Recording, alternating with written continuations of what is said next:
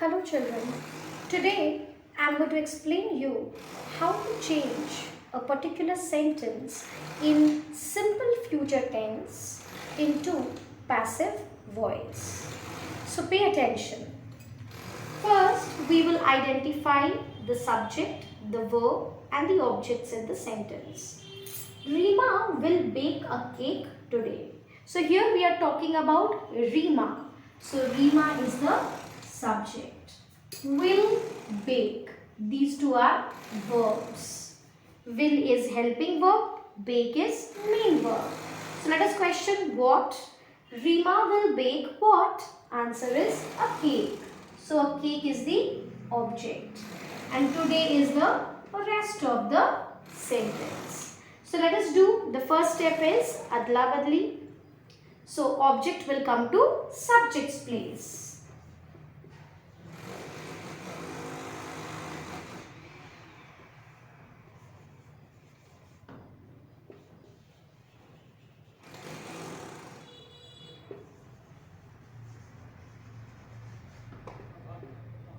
Okay, so a cake. How many verbs are there? 2. 2 will become 3.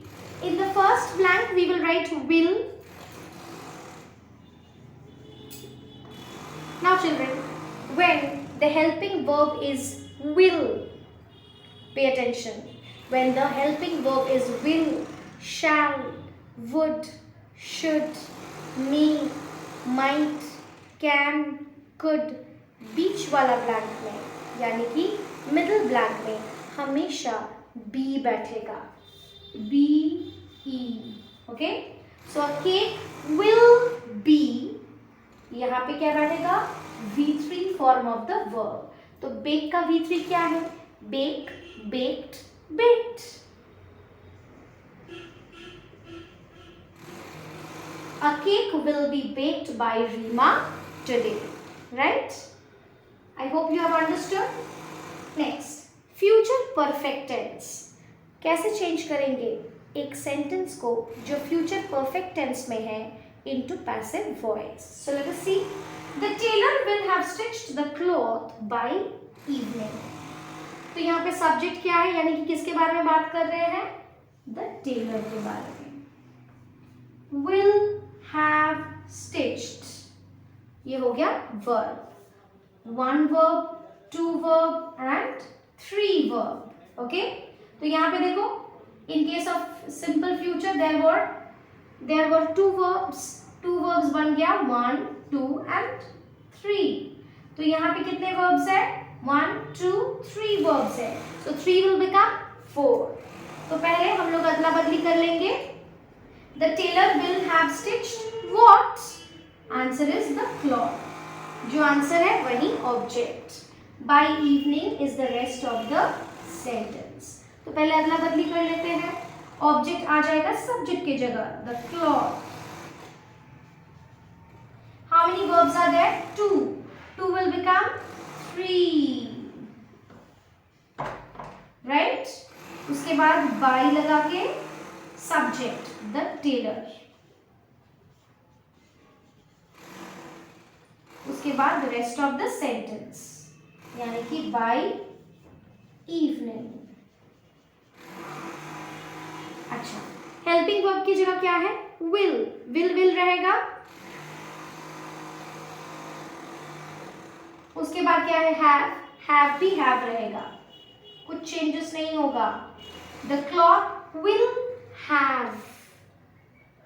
हम लोग जानते हैं कि सेंटेंस में हैज, हैव, हैड रहने से हम लोग हैज, हैव, हैड के बाद बीन ऐड करते हैं. Been. So the cloth will have been. और लास्ट वाले ब्लैंक में V3 form of the main verb. Main verb क्या है? स्टिच्ड. तो स्टिच्ड का V3 स्टिच्ड.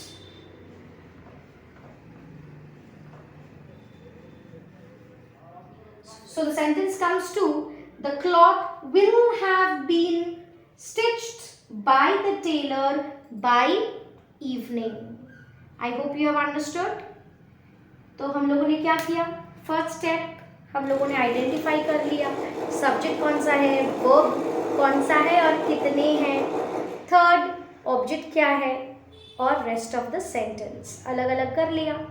उसके बाद हम लोगों ने किया अदला बदली, subject will come two objects place, object will go two subjects place, और देख लिया कि वर्ब कितना है। सेंटेंस में अगर 3 वर्ब है, 3 विल बिकम 4। अगर विल हैव है तो विल हैव के जगह विल हैव ही बैठेगा, और हैव रहने से उसके हैव के बाद क्या लिखा जाता है, been, BEEN, been. So been लिखा, और लास्ट ब्लैंक में V3 form of the main verb, stitched already V3 form में ही है तो उसको बैठा दिया। The cloth will have been stitched by the tailor by evening, यानी कि rest of the sentence. I hope you have understood. Thank you so much.